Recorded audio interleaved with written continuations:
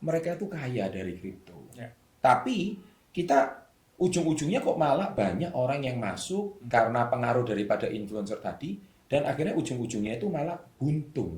Dan jadi problem gini, karena banyak orang, saya nggak membantah, memang banyak orang yang kaya dari kripto. Ya. Yang problem adalah pada saat mereka kaya dari kripto, mereka cerita pengalamannya, saya kaya dari kripto karena Iya, beli ini. Iya, Nah, itu kan dia cerita setelah dia jual, setelah harganya tinggi kan. betul. Nah, waktu orang sudah cerita, orang baru masuk pada saat harganya tinggi. Yang kemudian pada saat mereka sudah beli, waktunya koreksi ternyata. Dan mereka nggak punya mental yang siap untuk menghadapi masa koreksi, seharusnya nge-hold barangnya. Mereka malah jual. Akhirnya beli di waktu mahal, Iya. jual di waktu murah. Jadi gimana tanggapan money laundry dari kripto menurut Pak Oscar? Kripto bisa buat money laundry, tapi nggak ideal. Nggak ideal. Karena jejak digital. Money laundry yang ideal adalah money laundry yang tidak ada jejak digital. Seperti itu ya ceritanya. Ya. Pasti Indodax verifikasinya cukup ketat juga. Ya. Tapi ternyata kelolosan juga yang untuk Itu nggak kelolosan, itu memang sengaja kita listing. Kenapa? Karena market di Indonesia itu nggak semuanya mencintai sesuatu yang jelas. oh ini Kita seru ini. sebagai exchange Yes. punya idealisme. Iya. Tapi kita juga sebuah e-commerce yang harus melayani 6 juta member kita. Itu yang menyebabkan kenapa emas dengan supply yang cukup besar, tapi harga emas per troy ounce-nya nggak pernah terlalu turun, malah cenderung naik stabil. Karena Karena utilisasinya. utilisasi daripada negara. Tapi yakin nggak kalau one day Bitcoin ini bisa menggantikan peran emas? Sahabat SP30, salam hebat luar biasa. Kali ini Level Up Podcast kedatangan kali kedua. Tentu beliau ini saat ini bukan lagi naik daun, memang udah naik daun, tapi lagi naik-naiknya daun. Ya, kita welcome back CEO dari Indodax Indonesia, Bapak Oscar Darmawan. Thank you Pak Chandra, diundang lagi ke acara Level Up ini. Ya, dan apa yang mau kita bahas tentu lagi seru-serunya setelah yang satu ini.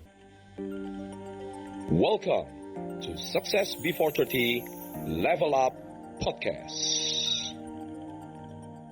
Pak Oscar, welcome back ke Level Up. Terakhir kayaknya tahun lalu ya? Betul, tahun lalu. Waktu itu kita lagi sedih-sedihnya kan ya. Iya. Kriptonya turun semua. Kripto waktu itu turun semua. Turun semua. Tapi Sekarang lagi happy-happynya dia. memang namanya siklus ya. Roda itu kan berputar. Yes, Ya, kadang di atas, kadang di bawah. Benar. Nah, ini lagi di atas lagi. Nah, ini tentu saya mewakili pertanyaan sahabat SB30 yang penonton kripto, karena penonton kita kan nggak cuma kripto aja. Iya, pastinya. Tapi fans kita yang seneng sama kripto, Kayaknya saya fans, lagi fans Bapak di mana-mana nih. Semua bidang ada. ada, kabarnya. ada. Kan yang penting level up. Betul, siap. Tapi saya menyenangkan untuk orang yang kripto. Ada pertanyaan. Yang pertama ini, seberapa percaya Pak Oscar bahwa Bitcoin akan menuju $1 juta? Kalau saya pribadi, saya lebih merasa bahwa Bitcoin memang saat ini akan menyentuh $100.000.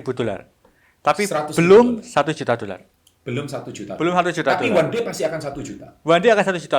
Ini sama seperti emas ya. Kalau kita bicara emas itu kan eventually emas akan naik terus ini. Benar. Ya kan? Kita bicara per troy ounce ya. Kita nggak bicara per Itu ada CEO. per gram emas ya. 1,2 juta. itu. Saya percaya bahwa emas itu akan naik terus. Tapi itu bukan berarti Mbak duduk minggu depan $1 juta. Nggak mungkin seperti itu. Karena kalau kita bicara komoditas, itu kita bicara mengenai demand dan supply. Kita bicara mengenai biaya eksplorasi yang mendukung nilai intrinsiknya. Betul. Jadi sama, emas dan Bitcoin sama. Kalau orang yang biasa trading komoditas akan paham hal ini. Tapi kalau memang kadang-kadang orang yang asal FOMO, yang jual mimpi, kadang-kadang suka bilang, besok harga naik jadi $1 juta. Ya, namanya juga jual mimpi ya. Iya, Tapi iya. kalau saya pribadi, saya lebih ke logis. Bahwa Oke. ini demand dan supply. Demand dan supply. Demand dan supply.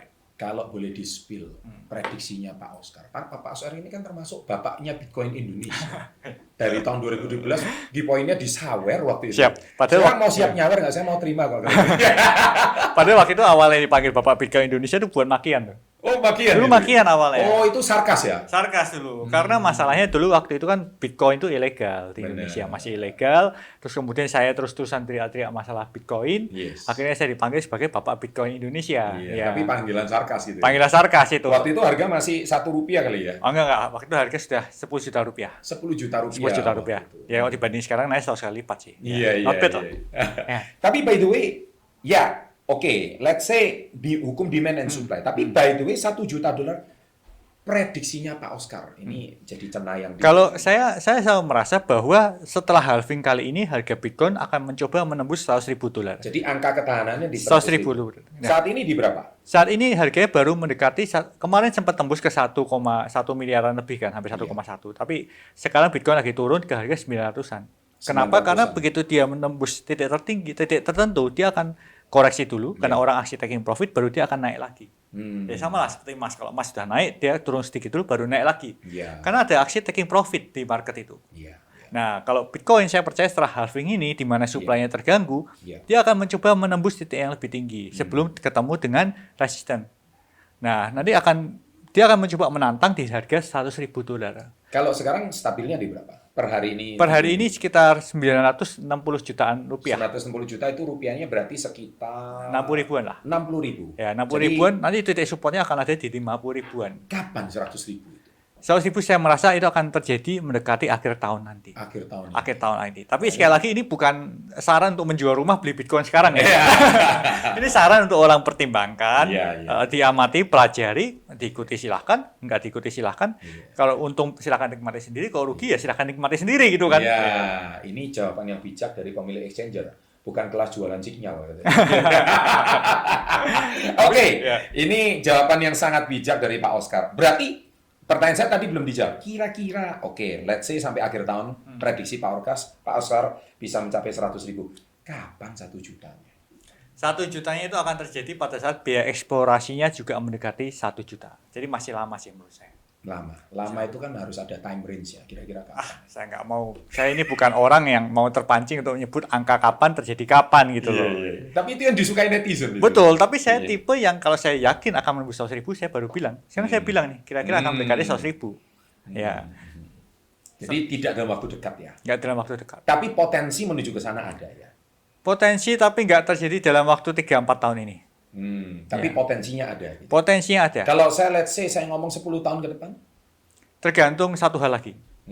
Satu hal lagi, apakah akan ada negara yang meningkatkan penggunaan Bitcoin sebagai devisanya untuk negara? Karena kita bicara 4 tahun lalu, kita bicara mass retail masuk. Kita bicara sekarang, kita bicara mengenai institusi mulai masuk. Institusi mulai masuk nih. Nah, kita akan bicara 4 tahun ke depan atau 8 tahun ke depan, apakah negara mulai masuk? Karena yang punya kekuatan yang lebih tinggi daripada institusi itu cuma negara. Ya, retail nggak akan bawa harga kemana-mana. Kenapa? Karena retail duitnya sedikit. Institusi lebih besar duitnya dan lebih hold lebih lama. Tapi negara itu forever hold. Itu yang menyebabkan kenapa emas dengan supply-nya cukup besar, tapi harga emas per troy ounce-nya nggak pernah terlalu turun, malah cenderung naik stabil. Karena utilisasi daripada negara. Ya, nggak ada yang lebih besar daripada kekuatan negara. Emas. Ya. Tapi yakin nggak kalau one day Bitcoin ini bisa menggantikan peran emas? Yakin. Pak CEO emas yang juga di ruangan ini. Tapi sifat daripada Bitcoin dan emas itu bukan menggantikan sebenarnya. Tapi komplement. Karena emas tetap lebih baik untuk level country. Tapi kalau dalam level internasional, emas itu susah dipindahkan masalahnya. Jelas. Tapi kalau kita bicara mengenai aset digital, itu adalah aset yang bisa movable. Value transfernya antar negara mudah. Nah, makanya saya bicara ini saling melengkapi satu dengan yang lain. Saling melengkapi ya. Karena emas nggak bisa dibantah. Emas itu market share-nya besar, market cap-nya besar. Sehingga dia value-nya stabil. Kalau memang kita bicara sesuatu yang mau di-hold hari ini dan besok nilainya sama, emas jawabannya. Underlying-nya kan jelas kalau emas. Underlying-nya apa? Ya fisik. Bukan, underlying masuk biaya eksplorasi dan penggunaan secara industri, ya kan? Nah, tapi kalau Bitcoin underlying juga sama. Cuma masalahnya underlying daripada emas secara fungsinya itu lebih banyak digunakan dibandingkan Bitcoin saat ini karena usianya lebih lama. Tapi saya percaya Bitcoin juga akan menuju ke sana. Akan menuju ke sana. Tapi bukan nggak instan. Teknologi ini masih baru, masih dari tahun 2009 kan. Betul. Ya, teknologi yang baru di bawah 20 tahun itu teknologi yang belum mature. Ya, kita pakai internet, pertama kali kita internet tahun berapa? Ya, let's say tahun waktu masih pakai kabel colok, tahun 90-an 90 awal. Kan? Sekarang tahun 2020-an. Nah, itu kan kita bicara teknologi masih baru banget ini. Kita baru teknologi internet baru sampai sekarang. Betul. Belum tahap metaverse dan sebagainya. internet sendiri saya melihat masih perkembangannya jauh. Ya, jadi kalau kita bandingkan dengan infrastruktur desentralisasi seperti blockchain lain sebagainya, Masih it will terlalu taking up another 20 years, 30 years. Ya. Itu dia ya. Ya. Saya rasa jawaban ini bijak ya. Jadi menurut saya juga bisa dipertimbangkan untuk alternatif menggunakan Bitcoin sebagai salah satu instrumen investasi. Tapi kalau kata motivator, jawaban saya itu jawaban nyari aman gitu. Ya, ya kan bebas, netizen kan maha benar. Oh siap. Semua orang punya mulut, semua orang punya pemikiran, berhak menuliskan di kolom komen. Oh, Oke? siap. Pertanyaan saya kedua, seberapa besar pengaruh BlackRock dan kawan-kawan memanipulasi harga Bitcoin? Saya memandang bahwa BlackRock itu bukan manipulasi, tapi BlackRock justru membantu untuk menghold Bitcoin dalam jumlah besar, sehingga harganya nggak akan turun lagi ke level yang jauh lebih rendah dibandingkan sebelumnya.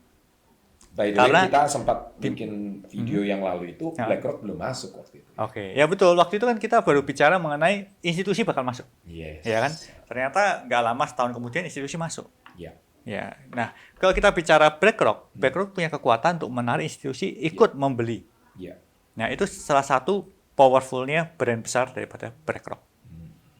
Nah tapi kuncinya sekali lagi, apakah after this negara akan ikutan membeli? Kalau ikutan negara membeli, itu benar-benar momen paling tepat untuk membeli Bitcoin dalam jumlah besar. Dalam jumlah yang besar. Dalam jumlah besar. Karena backupnya negara soalnya. Backup negara itu artinya supply-nya akan benar-benar nggak bisa keluar lagi. Iya.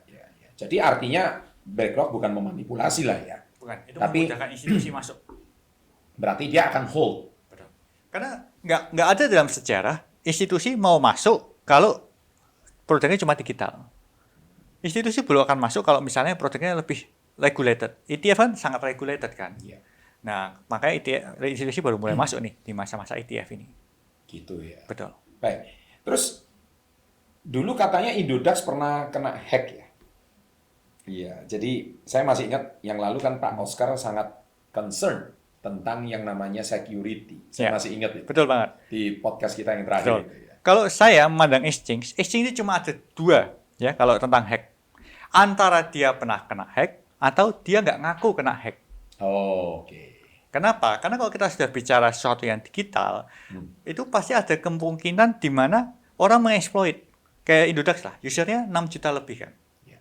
Nah, pasti salah satu atau sekian persen dari orang-orang yang menggunakan Indodax, itu ada yang nggak menjaga emailnya. Ada yang nggak menjaga handphonenya, lain sebagainya. Ya. Jadi kalau misalnya kita meminta 6 juta orang benar-benar jagain emailnya, handphonenya, apalagi produk desentralisasi seperti blockchain, yang kalau private key yang dipegang mereka itu kena, kan pasti kena itu. Ya, jadi Indodax juga nggak beda dengan yang lain. Cuma bedanya kita memilih untuk tidak menutupi. Soalnya pernah klarifikasi di Twitter ini kayaknya ya. Betul. Waktu itu Twitter namanya sekarang X ya. Betul, kita nggak pernah menutupi. Jadi Tapi artinya Pak Oscar mengakui gitu kita ya. mengakui bahwa memang user Indodax itu pernah ada yang kena hack. Betul. Ya, namanya juga user ya. Kita terus memberikan edukasi, kita memberikan 2FA, lain sebagainya. Tapi kan keamanannya tergantung user. Tapi makanya kalau dari sisi sistem, kita terus melakukan proof of liability. Di mana kita membuktikan aset Indodax itu aman. Ya. Kita membuktikan 100% asetnya itu ada di sistem kita. Kita membuktikan secara audit third party juga aset Indodax sesuai dengan deposit member. Gimana caranya kita bisa tahu kalau jumlah barang tahu di Indodax gitu? Nah, kalau kita bicara mengenai audit ya, audit third party yang dilakukan, kita akan mendisclose ke third party itu, ya, Ya. yang kita percaya, kita buka semua database kita, dia akan menghitung nih deposit membernya berapa. Tapi kan bukan perusahaan public listed company. Tapi Ya, tapi kita transparansi. berinisiatif melakukan itu. Biasanya ngelakuin ini PT TBK kan. Yes. Kalau nggak TBK nggak mau, karena mahal. Audit itu mahal loh. Kita habis berapa ratus juta. Jadi yang kita lakukan adalah kita buka semua database kita, Oke. mereka ngelihat, mereka ngecek, kemudian kita kasih akses address-address yang ada code wallet kita buktikan dengan kita sign. Jadi mereka benar-benar tahu bahwa kita berhak atas address-address itu. Ya. Kemudian mereka totalkan, mereka hitung dengan baik, mereka audit secara total sistem kita, baru mereka mengeluarkan laporan audit bahwa benar aset kita di atas 100% daripada aset member. Nah, makanya saya sangat menyarankan third party audit itu jauh lebih penting daripada sekedar proof of reserve. Karena kadang-kadang proof of reserve itu nggak bisa membuktikan bahwa asetnya benar-benar ada. Karena exchange buat memiliki aset 1 triliun itu gampang. Tapi kita harus membuktikan bahwa aset 1 triliun itu di atas daripada aset seluruh member kita. Nah, ini pertanyaan menarik nih. Jadi kalau kita tahu Indodax misalkan punya barang 100.000 BTC contohnya, betul. tapi nggak jualan 200.000 BTC gitu loh. Betul, semacam itu. Maka itu Jadi jualan BTC 200.000 tapi nggak punya BT-nya seperti kayak kasus FTX kemarin gitu. betul. Nah, itu cuma bisa diatasi dengan audit proof of liability.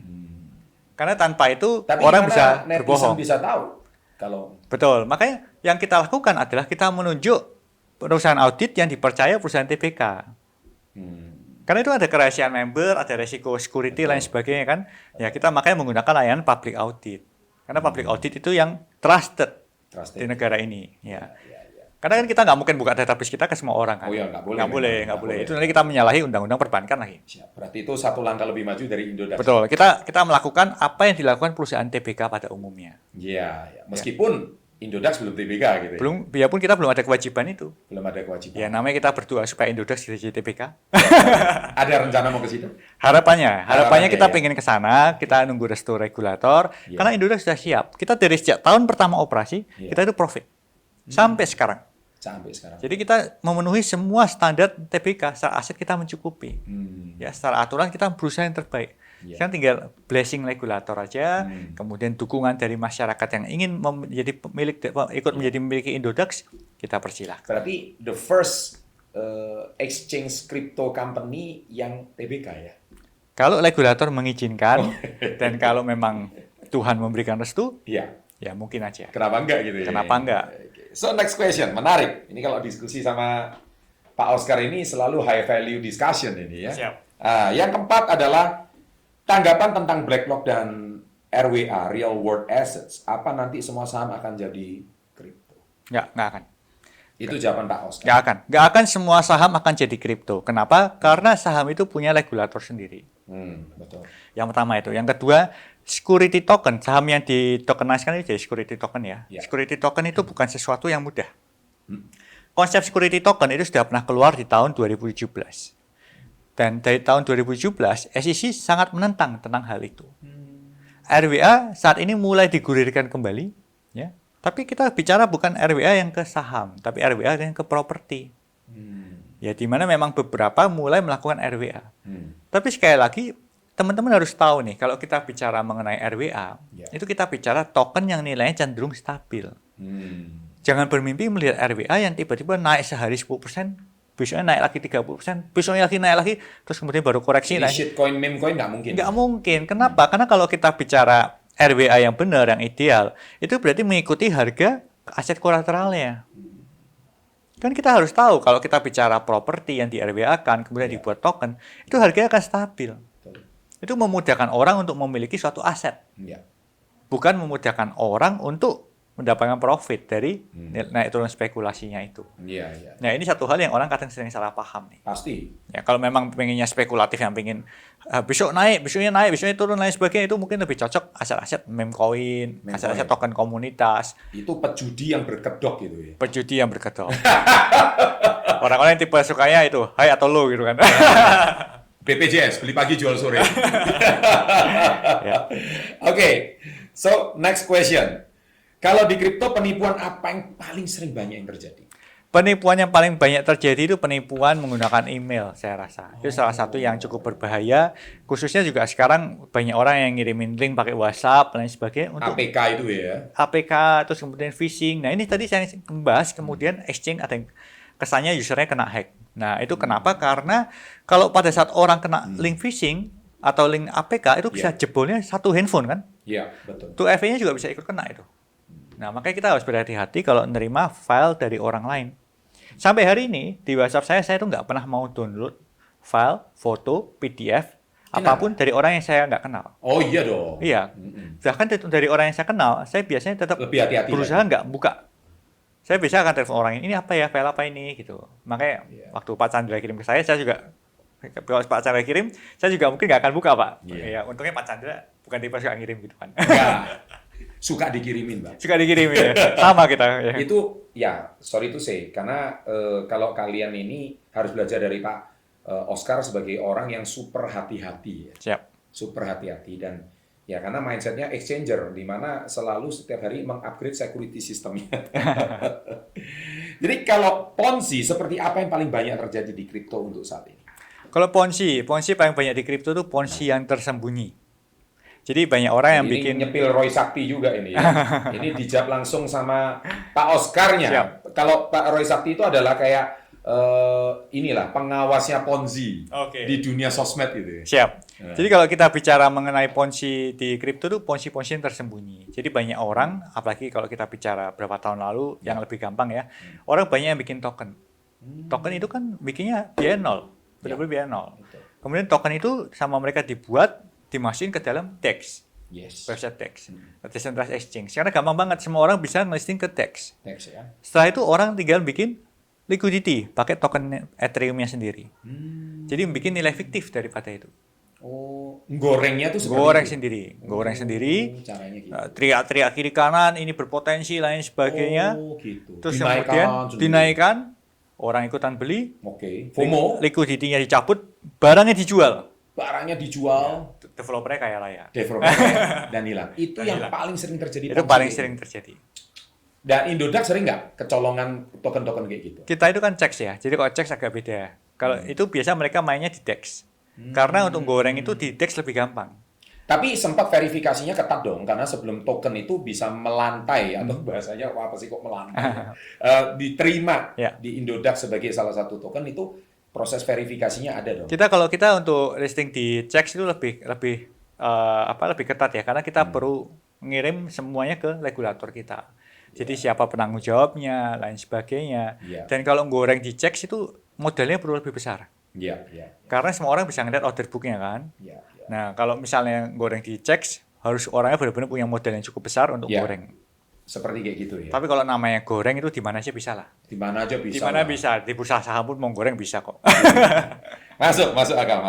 Oke, so saya rasa ini semua mewakili pertanyaan dari sahabat SW30 yang kritis ini tentunya. Siap. Ini biasanya Pak Oscar pernah ditanya kayak gini di sebuah channel YouTube besar. Bisa Sedetail ini. kalau misalnya di channel YouTube besar tuh mereka lebih hati-hati ya. Kalau Iya. Pak Chandra ini lebih Nggak masalah. Nggak masalah karena memang penonton kita ini kan variabel, Ya, orangnya kritis-kritis ya. kritis-kritis, dan ini Ya. tentunya menjawab penasaran mereka karena mereka nggak punya kesempatan ngobrol sama Pak CEO. Siap. Saya mewakili hari ini. Siap. Penontonnya berarti smart audience ya, Pak. Harus dong. Iya, siap. harus. Level up semua dong. Level up. Pak Oscar, nah pertanyaan berikutnya. Kemarin Pak Jokowi itu bilang ada money laundering di kripto. So, ini beritanya ada di CNBC. Siap. Saya tampilkan linknya di sini. Jadi gimana tanggapan money laundering dari kripto menurut Pak Oscar? Karena PPATK sekarang bisa mengejar. Jadi gimana itu? Kalau kita bicara mengenai money laundry itu pakai apapun bisa. Nggak cuma kripto. Nggak cuma kripto. Mau pakai Tapi emas kripto kan paling gampang. bisa. Paling gampang berlian dong, Pak. Berlian lebih gampang daripada kripto. Karena kripto punya satu kelemahan untuk money laundry. Yes. Kelemahannya adalah kripto itu punya jejak digital. Oh. Ini satu hal yang menyulitkan untuk money laundry. Kenapa? Karena jejak digital itu sifatnya permanen di blockchain. Tapi kalau saya pelaku money laundry, saya akan lebih pilih pakai berlian. Karena Bukan emas ya?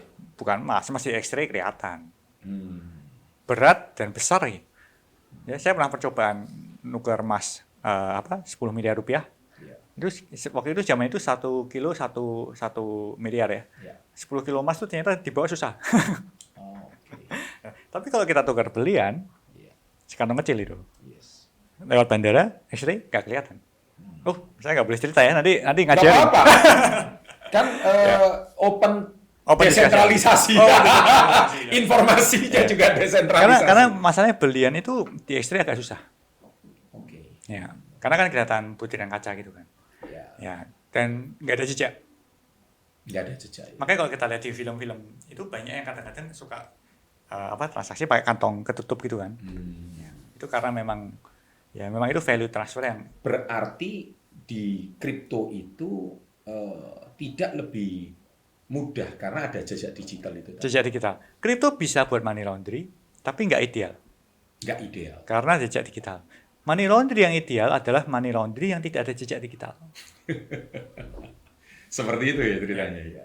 Oke. Jadi kalau mau bawa ke luar negeri bisa gitu ya. Possible, money laundry pakai apapun possible. Oke. Pakai botol minuman juga bisa kok. Cuma tapi kan berat ya, berapa ton ya.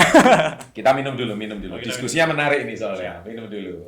Kita minum G-Water dulu ya. Ini seger ini. Diskusinya ini menarik karena saya yakin penonton saya bukan penonton kripto, tapi nggak ada salahnya kita edukasi mereka kripto yang benar gitu ya. Oh, siap. Supaya, dan saya tidak mau sembarangan mengundang tokoh kripto yang Ya. saya percaya cuma Pak Oscar soalnya. Oh, siap. Yang lain saya nggak bisa percaya gitu loh. Saya no comment masalah itu.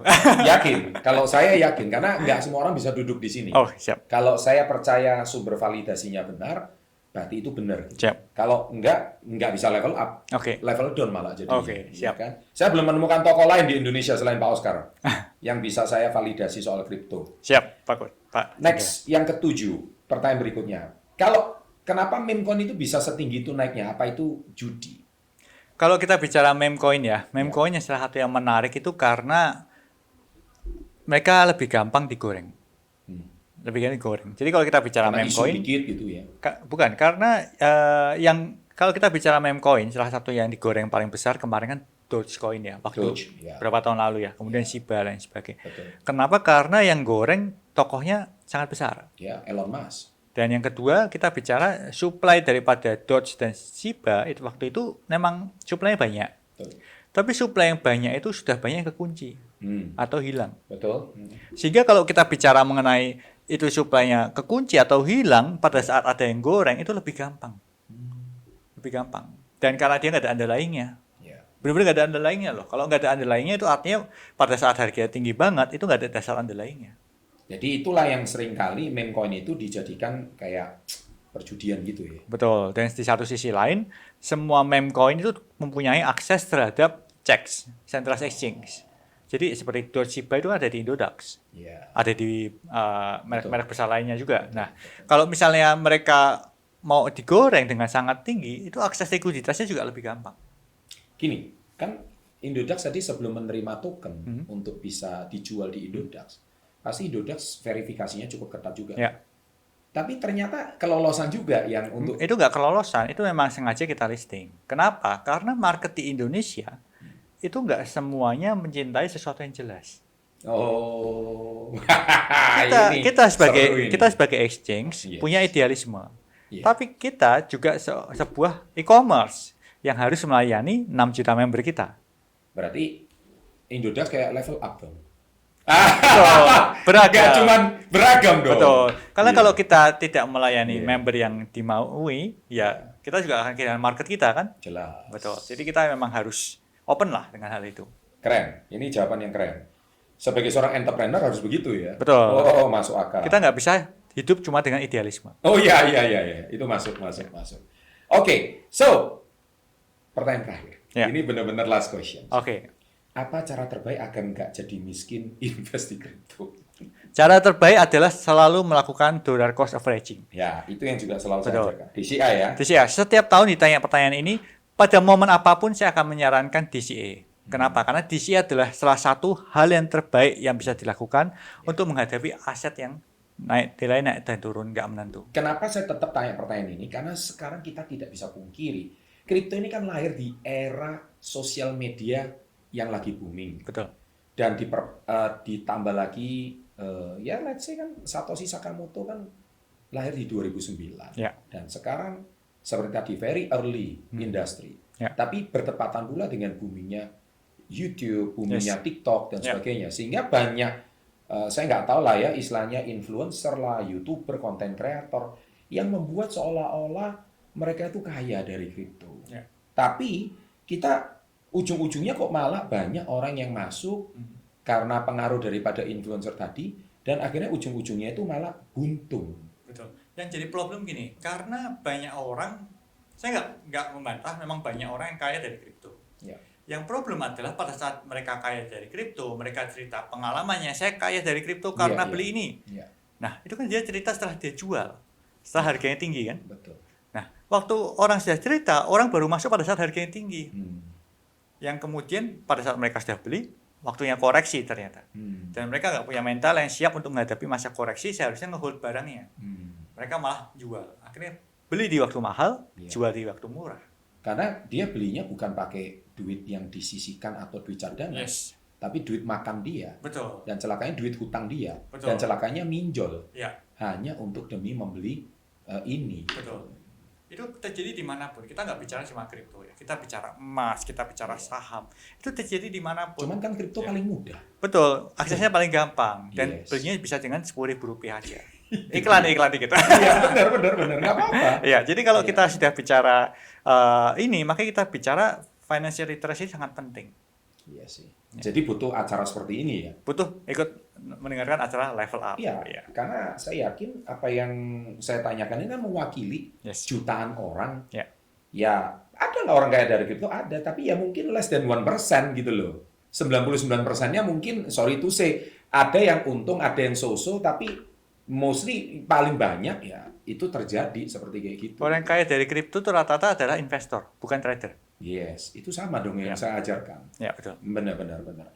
Jadi akhirnya kan yang rugi-rugi itu malas masuk lagi. Ya, makanya saya nulis di kolom komen, padahal ruginya cuma 10.000 ya.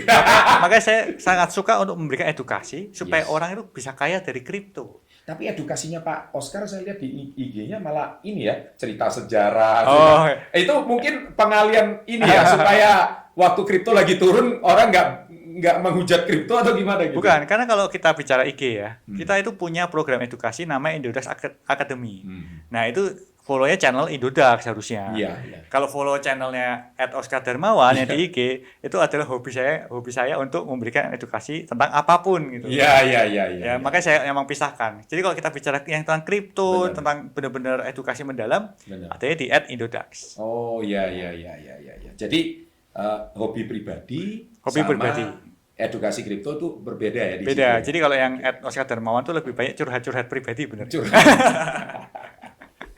Oke, terus Indodax ini kalau kena orang yang rugi dan malas itu dengan 6 juta customer-nya dan mereka tidak transaksi lagi, ya tentu saya yakin Indodax salah satu yang paling besar exchanger rugi dong kalau kehilangan customer, yang mana mereka merasa rugi, masuk di saat tinggi, jual di saat rendah. Makanya Indodax kita memberikan program namanya Indodax Academy ini tujuannya untuk memberikan edukasi ke mereka.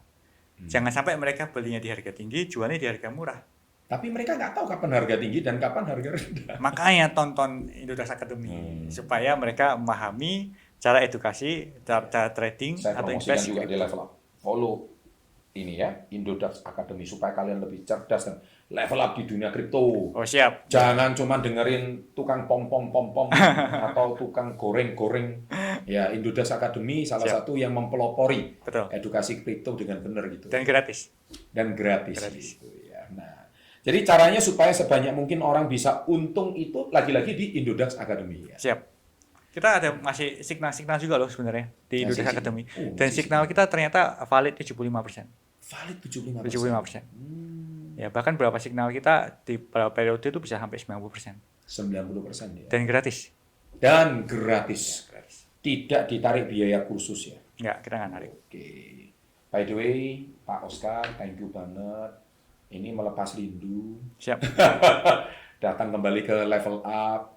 Semoga next time kalau ada isu apa lagi, Pak Oscar bersedia diundang lagi. Boleh, kapan aja silakan undang saya, Pak Sandra. Saya happy banget kalau diundang ke sini. Iya, karena dulu Pak Oscar belum kenal saya. Siap. Akhirnya setelah sekian lama kita saling mengenal. Siap. Dan saya juga nggak mau sembarangan mengundang tokoh kripto. Ya. Menurut saya tetap Pak Oscar ini, menurut saya bapak kriptonya Indonesia. Kalau bukan cuma bapak Bitcoin. Kalau dulu sarkas, kalau ini sekarang beneran gitu. Oh, siap. Iya, ini luar biasa gitu. Pak Oscar, thank you ya. Thank you. Hari ini informasinya sangat bermanfaat, gratis pula loh ya kan. Itu yang benar-benar edukator yang hebat. Kita tutup salam kita, masih ingat salam kita. Salam hebat luar biasa. Thank you, salam hebat luar biasa.